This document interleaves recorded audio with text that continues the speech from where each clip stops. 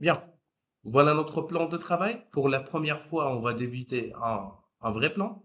Donc, je clique sur l'icône contrôle de la fenêtre qui me permet de diviser l'écran de deux verticales. Je clique ici un tout petit peu. OK?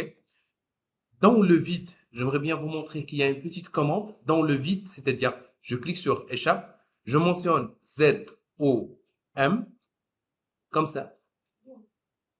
Je clique sur zoom, je crée un rectangle to zoom. Voilà. Ici, dans l'autre coin, je vais tout simplement y aller très très loin par rapport à mon plan de travail. Et je commence le dessin. Je zoome un tout petit peu plus sur ce petit mur-là. Comme vous voyez, on a un mur avec épaisseur de 25 et avec d'autres cotations. Donc, la première deux choses que je vais faire, je clique sur propriété du calque qui se trouve dans le ruban début. Je clique sur début, je suis déjà sur début. Je clique sur propriété du calque. Attendez et restez. Bien, je clique sur un nouveau. Donc, comme vous voyez, il y a des boutons. Le premier et le deuxième, le troisième pour annuler et pour mettre le calque actif. Je clique sur nouveau calque. Le voilà. Voilà un nouveau calque. Par exemple, je vais le renommer Walls. Ici, je vais utiliser une couleur. Annuler. Je me déplace vers Wall. Je vais choisir une couleur. La couleur que je veux utiliser pour montrer mes murs. J'ai le choix. OK? Donc, je prends par exemple un tout petit peu le vert. C'est juste un exemple. Je clique sur OK. Quand on clique sur le bouton suivant, ça veut dire que le calque ne sera pas imprimé. Attention, je viens de désactiver l'impression de calque. Maintenant, c'est activé. C'est un calque activé durant euh, l'impression. Il y a le cadenas pour désactiver le déplacement de contenu, si vous voulez. Il y a aussi gelé pour fixer et afficher et masquer. Maintenant, c'est affiché comme ça, c'est masqué. OK? Mais la chose la plus importante, est-ce que mon calque, c'est le calque courant? Non. Donc, je dois sélectionner Walls et je clique sur le bouton qui s'appelle Définir le calque courant. Maintenant, voilà l'icône qui signifie comme quoi je vais travailler sur ce calque-là actuellement. Je clique sur Fermer. Quand vous voyez, une fois j'observe que j'ai 0,25, c'est-à-dire que je travaille avec le mètre. OK? C'est logique. Ce que je veux et ce que je vous demande, on va travailler ensemble avec le centimètre. On va un tout petit peu changer le concept. Je clique sur Line.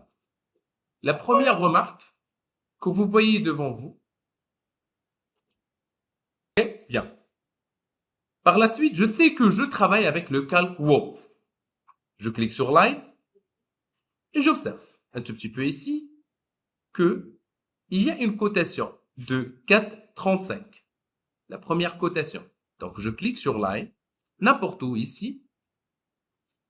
Je travaille avec le mode ortho. J'ai déjà expliqué que le mode ortho ne permet tout simplement de dessiner des lignes droites.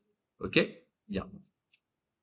Et je veux travailler avec le centimètre, c'est-à-dire, je vais éliminer la virgule 4,35, je vais mentionner 4,35 directement.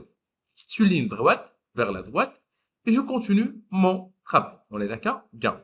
Par la suite, j'ai une autre droite ici de 120. Je dois diriger la souris, comme j'ai déjà expliqué, vers la droite, 120. Par la suite, vers la droite une deuxième fois, 135. Je clique sur Entrée pour arrêter la ligne. OK? Si vous avez des doutes, vous cliquez juste sur Mesurer. Il y a les mesures rapides qui vous permettent de mesurer la première ligne, 435, 120 et 135. On est d'accord? Échappe. Par la suite, je sais que J'ai une droite de... Attendez, je zoome un tout petit peu.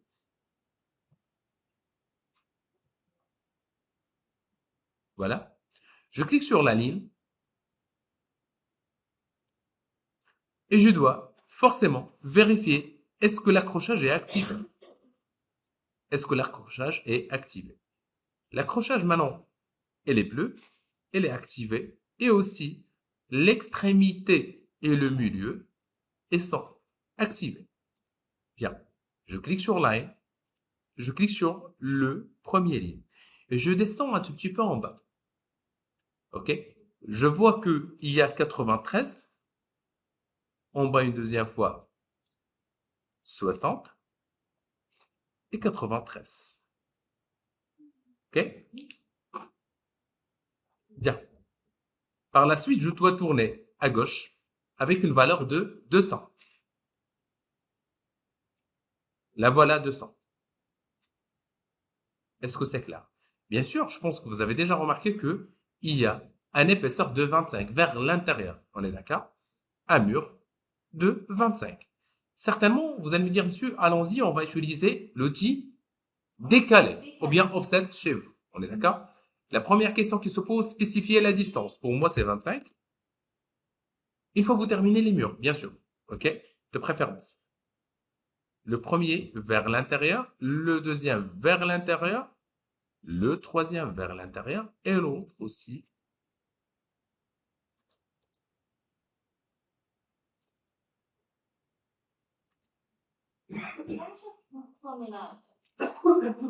Il faut spécifier l'endroit là où se trouvent les fenêtres et les portes. Très bonne question.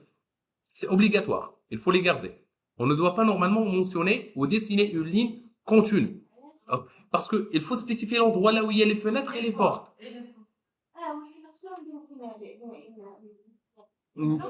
Tu peux le faire, oui, mais ça va vous demander plus de temps. Essaye de tester. Tu vas voir.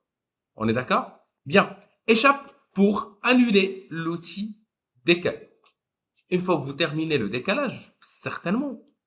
Et quand vous voyez, si je clique sur les mesures rapides, je sais qu'il y a 2,85 de distance. 2,85 de distance pour créer l'autre cloison. On est d'accord? Ou bien le premier cloison. Un cloison de 15, 2,85, je prends décalé, 285, de cette ligne vers l'autre sens. OK?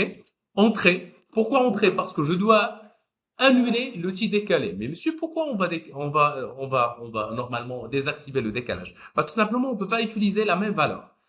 La première valeur, c'est 285. Maintenant, je vais utiliser une deuxième valeur, c'est 15. On est d'accord? Pour créer notre épaisseur de mur. La même chose, donc, c'est 15 vers la droite.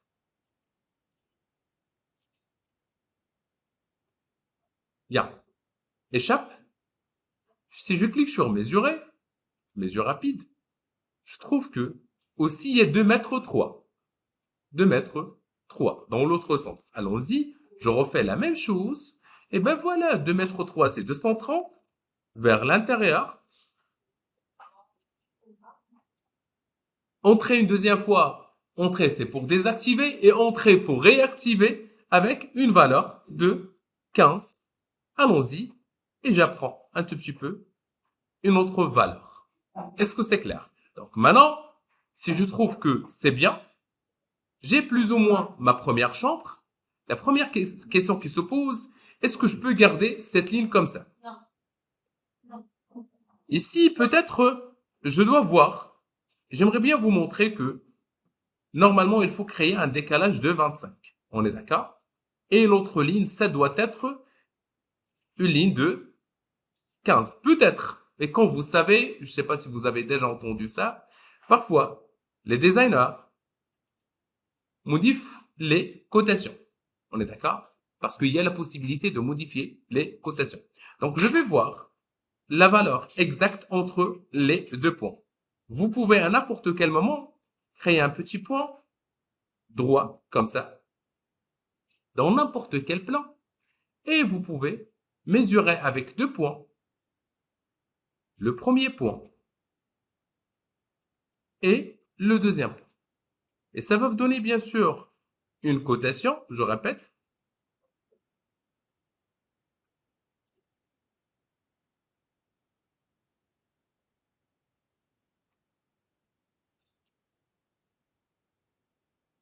C'est de 7 exactement, c'est-à-dire il faut faire un décalage de 7. C'est-à-dire, je peux par exemple supprimer cette ligne et refaire le décalage de 2, 7, 2. Et j'espère que ça va donner. Bah, c'est pas la bonne cotation. Je vais vérifier par la suite. On est d'accord? Donc, CTRL Z. Allons-y maintenant. Ce que je veux, c'est créer la liaison entre les deux murs. On a déjà appris comment le faire. Je clique sur le raccord et je peux raccorder cette ligne avec cette ligne. Maintenant, on a le raccord entre les deux. La question qui se pose parfois, on a une fenêtre, monsieur. OK? On a une fenêtre de 93. C'est pour cela que je viens de vous dire, madame, tout à l'heure que cette fenêtre, je vais même la supprimer. C'est pas la peine de décaler une deuxième fois. Double sélection et delete. Vous cliquez juste sur le bouton supprimer. Et par la suite, une fois vous cliquez sur propriété du calque, par exemple, comme vous savez, on a déjà créé des calques, n'est-ce pas? Je peux créer un autre. Je vais le renommer par exemple fenêtre. Fenêtre 24. Fenêtre 24 avec une couleur bleue par exemple. C'est le calque courant. Et je commence le dessin de ma petite fenêtre. Si je clique sur Line, je peux par exemple dessiner Line. C'est la ligne de 25. Entrée pour arrêter, entrée pour redessiner. OK. Le premier point, le deuxième. Par la suite, je peux dessiner bien sûr une ligne vers ce sens. Donc, je peux la dessiner ou dessiner la fenêtre autrement parce qu'il y a plusieurs techniques pour dessiner une fenêtre. Je peux décaler avec une valeur de 25 vers l'intérieur. Par la suite, j'aimerais bien vous montrer qu'il y a la possibilité de dessiner les formes rectangulaires. Un petit point ici. Je glisse la souris. Entrée, pardon. Je glisse la souris. Je vais lui dire C. En bas, je pense que vous avez bien lu, c'est côte. Un rectangle avec des côtes. C. 5. Entrée. 5. Entrée. Et je clique. J'ai créé un rectangle de 5 sur 5. 5 cm sur 5 cm. Je peux le faire plusieurs fois. Je peux aussi le dupliquer exactement. Pour cette raison, je clique sur copier. Copier, je clique sur l'objet, entrée. Le point de déplacement, c'est celui-là au point de référence. Et je clique ici. Et je clique sur entrée pour arrêter le dessin. À n'importe quel moment, je peux créer une deuxième liaison. C'est selon le type de la fenêtre, on est d'accord? Et vous pouvez créer le type de la fenêtre que vous voulez. Est-ce que c'est une fenêtre fixe et autres? Vous pouvez la télécharger. Surtout au début, on essaie tout simplement de dessiner le maximum. On est d'accord? Bien, c'est la première étape qui concerne la première chambre qui se trouve à gauche. Par la suite, vous savez que vous pouvez utiliser bien sûr le tiraccord pour raccorder celui-là et celui-là. Et vous continuez jusqu'à la fin. Entrez une deuxième fois pour raccorder celui-là et celui-là. Et vous continuez vos chambres. La chose la plus importante parfois, c'est comment utiliser la cotation. Pour la cotation, il y a deux types. La première, c'est juste pour mesurer. Et pour savoir est-ce que c'est bien ou pas. On est d'accord? Est-ce que les calculs sont bien faits?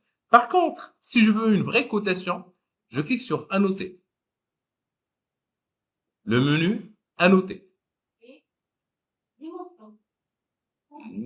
C'est le troisième ribbon. On est d'accord? C'est Annoter. Par la suite, je cherche le mode linéaire. OK? Et je clique sur le premier point, ok, si je veux, vers un deuxième point. Donc, pour cette raison, il me faut une ligne. Je peux y aller vers cette ligne-là provisoire et je peux la déplacer le point, comme ça. C'est juste provisoire, ok? Exactement. Bien sûr, un autre type. Je reprends ligne, la première, le premier point et le deuxième point. Je monte vers le haut un tout petit peu. Je vais bien essayer de spécifier un endroit correct, ok? Et par la suite, je clique sur la flèche ici en bas. Une petite flèche, la voilà. Vous allez la voir dans la vidéo claire. Je clique sur modifier. Par la suite, je clique sur line. Attendez, restez avec moi. Comment? Bien. Vous cliquez sur modifier, je répète. Et au niveau de ligne, il suffit juste de voir les modifications que vous faites. Supprimer, je peux par exemple supprimer cette ligne. Si ça marche pas, si ça m'arrange surtout pas, on est d'accord. La première et même la deuxième ligne, je veux juste garder les flèches de cotation. Ok, juste les flèches de cotation. Je peux en même temps supprimer autre chose si je veux. Faites attention. Donc, dans mon cas, je vais les garder. Les symboles et flèches, vous pouvez utiliser les types que vous voyez ici, architectural ou autre. Pour moi, je garde fermé, plein. Le texte, je peux augmenter ou réduire sa taille. Dans ce cas, j'ai 2.5. Je pense que j'ai l'envie d'augmenter, je vais utiliser 5, par exemple. Et c'est à vous de voir si cela, le texte, si vous avez l'envie d'augmenter le texte, il faut bien sûr augmenter la valeur. Si vous voulez réduire, il suffit de réduire la valeur. On est d'accord? Et je clique sur OK. Et je clique sur Fermer. Et voilà la modification qu'on a créée concernant la cotation. Je refais. Je clique sur linéaire. Maintenant, je clique sur le premier point, le deuxième point. Je déplace et je clique en même temps. Je peux cliquer sur continu qui me permet de détecter les points. Par exemple, le premier et le deuxième point. Entrée pour arrêter. Et dans mon cas de figure, j'ai créé 3 cotations. Par la suite, je vous invite s'il vous plaît de réduire un tout petit peu la ligne qu'on a créée ensemble. C'est-à-dire, je peux faire le retour vers soit ajuster, soit raccorder cette ligne avec cette ligne. Si ça ne marche pas, s'il vous plaît, merci de bien couper la ligne. Et c'est tout.